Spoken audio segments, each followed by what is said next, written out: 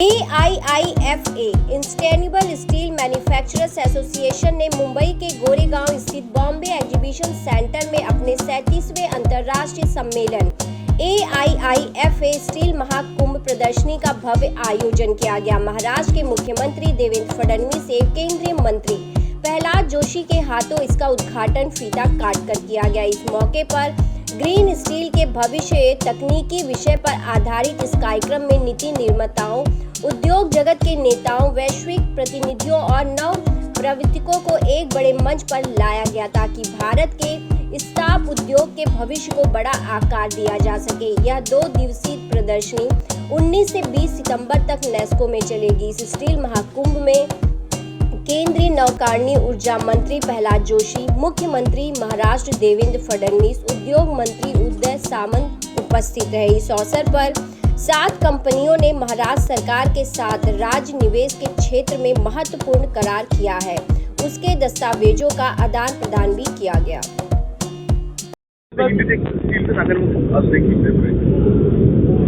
आज स्टील महाकुंभ इसका आयोजन मुंबई में किया है।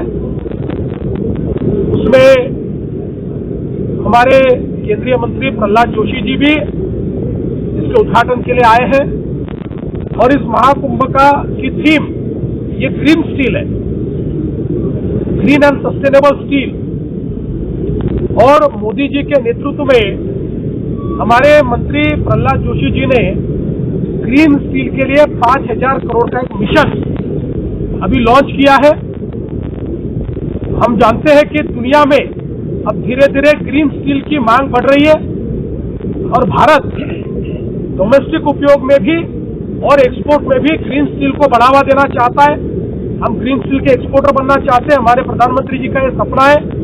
इस दृष्टि से आज काफी चिंतन मंथन हुआ है। हमने भी ये तय किया है कि अब धीरे धीरे गढ़चिरौली जो एक नया स्टील का इकोसिस्टम बन रहा है, नई स्टील सिटी बन रही है, वहां पर हम लोग ग्रीन स्टील की निर्मित कैसे कर पाए इसका विचार हम करेंगे। हम लोगों ने महाराष्ट्र में तय किया है कि देश के स्टील उत्पाद में महाराष्ट्र 4थे नंबर पर है। अगले 8 सालों में उसको हम पहले नंबर पर लाएंगे और ग्रीन स्टील एक्सपोर्ट में भी भारत सरकार की मदद से हम लोग महाराष्ट्र को नंबर 1 ले जाना चाहते हैं। आज स्टील के क्षेत्र में महाराष्ट्र में 80,000 करोड़ रुपए का निवेश हुआ है। 1 लाख रोजगार का सृजन इससे होगा और महाराष्ट्र के अलग अलग भागों में ये इन्वेस्टमेंट आने से एक सर्वांगीण विकास की दृष्टि से इसका बहुत महत्व होगा। आज हमने इधर महाराष्ट्र के माननीय मुख्यमंत्री देवेंद्र फडणवीस जी के नेतृत्व में ग्रीन स्टील का स्टील एक्ट, इसमें ज्यादा से ज्यादा हमारा ट्रस्ट है ग्रीन स्टील का। ग्रीन स्टील का मतलब तो हमने भाषण में भी एक्सप्लेन किया है और भी माननीय मुख्यमंत्री जी ने आपको बताया है। सारे दुनिया में आने वाले दिनों में हमारे जो भी मैन्युफैक्चरिंग होगा और एक्सपोर्ट होगा उसके लिए कार्बन टैक्स लगने वाला है। सिंपल टर्म्स में बताना है। इसलिए प्रधानमंत्री जी कम से कम इस 11 साल जो भी एक तो मैन्युफैक्चरिंग कैपेसिटी बढ़ाना है, दूसरी बात हमारा ओवरऑल प्रोडक्शन कैपेसिटी बढ़ाना है। स्टील में 300 मिलियन मीट्रिक टन हमको स्टील बनाना है, तो उसमें ग्रीन स्टील भी बनाना है। तो इसलिए इधर ग्रीन स्टील महाकुंभ इधर आईफा ने आज रखा था। हमारे रिन्यूएबल एनर्जी में इसके लिए ग्रीन हाइड्रोजन जो मैन्युफैक्चर हमको करना है वो कैसे भारत ग्रीन हाइड्रोजन हब बने, उसके साथ ही साथ इस ग्रीन हाइड्रोजन हब के साथ, इस ग्रीन हाइड्रोजन के प्रोडक्शन के साथ ग्रीन स्टील का हब भारत कैसे बने। जो 300 मिलियन मीट्रिक टन हमने जो लक्ष्य रखा है उसमें ज्यादा से ज्यादा ग्रीन स्टील बनाते हुए कैसे एक्सपोर्ट करें, इसका ये चिंतन मंथन आज हो रहा है। बहुत पॉलिसी डिसीजन भारत सरकार भी लिया है, महाराष्ट्र सरकार भी लिया है। इसलिए आने वाले दिनों में हमारा कम से कम 50 million metric ton, I am not telling today itself, in coming 2 year, इतना तो हमको एक्सपोर्ट करना है। उसके लिए ग्रीन स्टील जरूरत है, देश के लिए भी जरूरत है, एक्सपोर्ट के लिए जरूरत है। तो ये दृष्टि हम मध्य रखते हुए हमने आज इस वर्ग बहुत बड़ा एक महाकुंभ को आयोजित किया है। मैं आईफा को भी, महाराष्ट्र सरकार को भी धन्यवाद देता हूँ। और हमारा स्टील मंत्रालय ग्रीन स्टील के लिए 5,000 करोड़ रुपए का एक वायबिलिटी गैप फंडिंग का भी अनाउंस किया है। उसमें भी राज्य विशेषतः महाराष्ट्र राज्य में आगे रहेंगे। और ऐसे तो महाराष्ट्र पीएम में रिन्यूएबल एनर्जी में बहुत आगे बढ़ रहा है। इसके कारण देश में मैं रिन्यूएबल एनर्जी के मंत्री के नाते और पहले कोल मुख्यमंत्री के नाते कहाँ टैरिफ क्या है मैं देखता रहता हूँ। पहली बार देश में एक ऐसा प्रदेश है देवेंद्र जी के नेतृत्व में टैरिफ घट रहा है। इसलिए मैं महाराष्ट्र सरकार को अभिनंदन। सबसे ज्यादा स्टील के उद्योग के बारे में इन्वेस्टमेंट आती है, तकरीबन 80,000 करोड़ रुपये इन्वेस्टमेंट आती है और 80,000 नौकरियाँ विदर्भ कोंकण स्टील हो रही है। क्या बताओगे आप? फर्स्ट ऑफ ऑल मैं बताना चाहूँगा कि आज IIFA steel x 2025 steel Mahakumbh का आयोजन पहली बार बॉम्बे में हुआ है इस बार।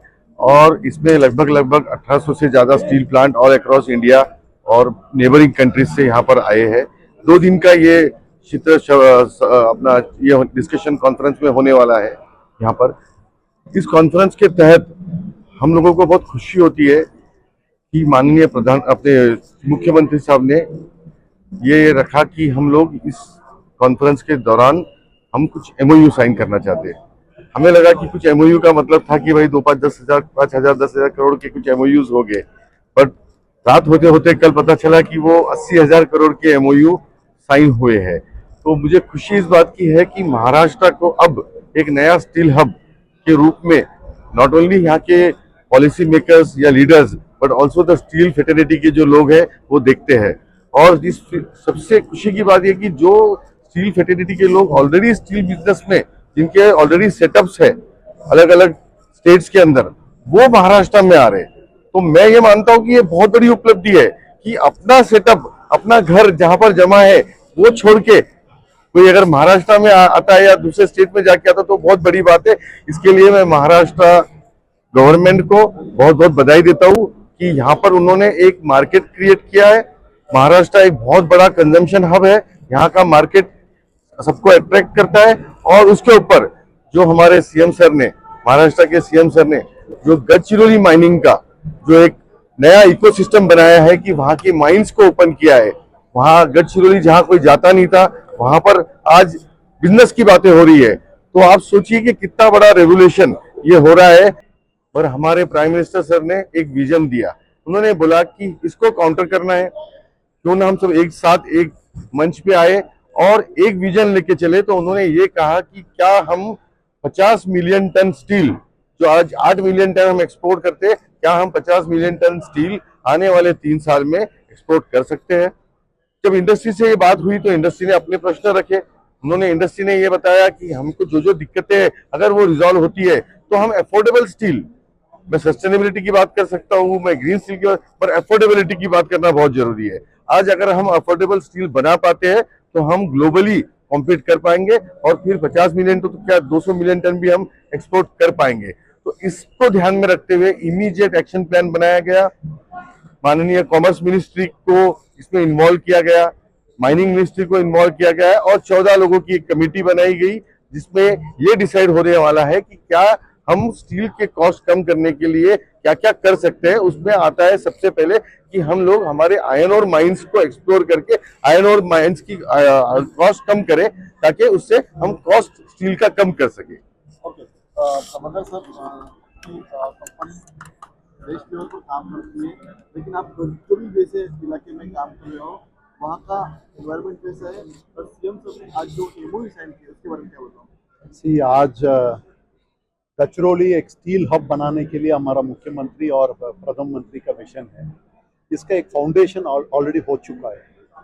आज किस तरफ हमारा तरफ से माओवादी का मुक्त करके मेन स्ट्रीम में लेके आया, और वो लोग का एक माध्यम से वो पूरा कम्युनिटी का इंटीग्रेट कर दिया। ये पहले बार है, किधर भी नहीं होते इधर। सो एवरी वर्कर का ओनर बनाने के लिए भी उसका इंस्ट्रक्शंस है। So every member share holder भी हो गया। ये बहुत अच्छा चीज़ है। इवन लैंड लूजर भी शेयर होल्डर हो जाते हैं, कोई नौकरी कर रहे हैं वो भी शेयर होल्डर हो जाते हैं। सो ये इंक्लूसिव ग्रोथ हमारा प्राइम मिनिस्टर और हमारा चीफ मिनिस्टर का विजन का कारण we are able to execute. अभी लास्ट 25 साल में कोई भी नया बड़ा प्रोजेक्ट आने के लिए बहुत समय होते हैं। अंडर द एग्जिस्टिंग सिस्टम हम 3 साल के अंदर ऑलरेडी 5000 करोड़ के ऊपर का इन्वेस्टमेंट हो चुका है गडचिरोली में। और इसमें सेकंड चीज़ है यूथ का इन्वॉल्व हो गया। खाली वो लोग वर्कर का माध्यम में ज्वाइन नहीं कर रहे, वो लोग एग्जीक्यूटिव बनाने के लिए, मैनेजर बनाने के लिए भी बहुत ट्रेनिंग और सिस्टम किया। हमारा मुख्यमंत्री क्या किया, इंटरनेशनल यूनिवर्सिटी का लेके आया गडचिरोली में। अभी 5 महीना का अंदर MOU हुआ। अभी कोर्सेस भी शुरुआत हो गया, diploma in mining, diploma in metallurgy. तो कर्टन यूनिवर्सिटी के साथ हमारा गोंदवाना यूनिवर्सिटी का मिलके शुरू किया। सो ये inclusive growth is seen by the people. कोई भी देख रहे हैं, आज वो रिजल्ट देख रहे हैं। और विमेन एम्पावरमेंट में भी चीफ मिनिस्टर का पूरा एक क्लियर मैंडेट है, एवरी वॉक एवरी डिपार्टमेंट में विमेन का कैसा एंगेज करना। सो अभी हमारा स्टील मेकिंग हो, लॉजिस्टिक हो और हमारा माइनिंग हो, there has been all kinds of women inclusive work is happening. So I think Gadchiroli एक बहुत बड़ा फाउंडेशन ऑलरेडी हुआ। आई थिंक अभी डेवलपमेंट आप लोग देख सकते हैं। अभी कितना इंडस्ट्रीज आ रहे हैं। People of Gadchiroli wanted employment, growth and environmental free mining and environmentally safe steel making. आज का तरफ से yes made it very clear वो कैसा एनवायरमेंट का कोशिश करने के लिए। राजमुंद्री में बहुत बड़ा नर्सरी होते हैं, उधर से सैपलिंग सब जगह में जाते हैं। अभी I think he has made a vision to start best nursery also in Gadchiroli. I think holistic 360 degree का ओरिएंटेशन में उधर हो रहे। आई एम वेरी श्योर इसका विजन में इट कैन यस्टरडे बेसिस में प्रोजेक्ट होगा। कितना भी MOU हुआ, पहले का MOU हुआ, वो भी डेवलपमेंट फेसेस में आ गया। आई थिंक वेरी श्योर ये MOU करके इतना MOU का कन्वर्ट हो रहे। डेफिनेटली सर का विजन है नंबर 1 स्टील प्रोड्यूसर होने के लिए महाराष्ट्र। आई थिंक वो बहुत जल्दी हो जाएगा।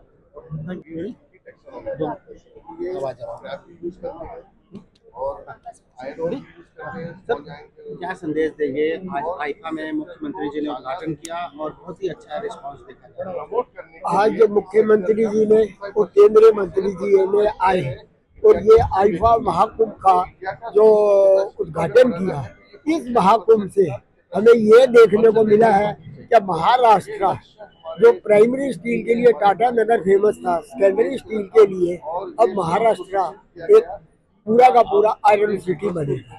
आज कितनी कंपनियां यहाँ पे पार्टिसिपेट कर रही हैं? देखिए यहाँ पे 1500 कंपनियों के डेलीगेट्स आए हैं डायरेक्ट, और ऑनलाइन हमारा डिस्प्ले चल रहा है, वो सब देख रहे हैं। 3000 हमारी इंडस्ट्री है और 200 एग्जीबिटर्स में वेंडर्स और हमारी इंडस्ट्री पार्टिसिपेट हुआ है।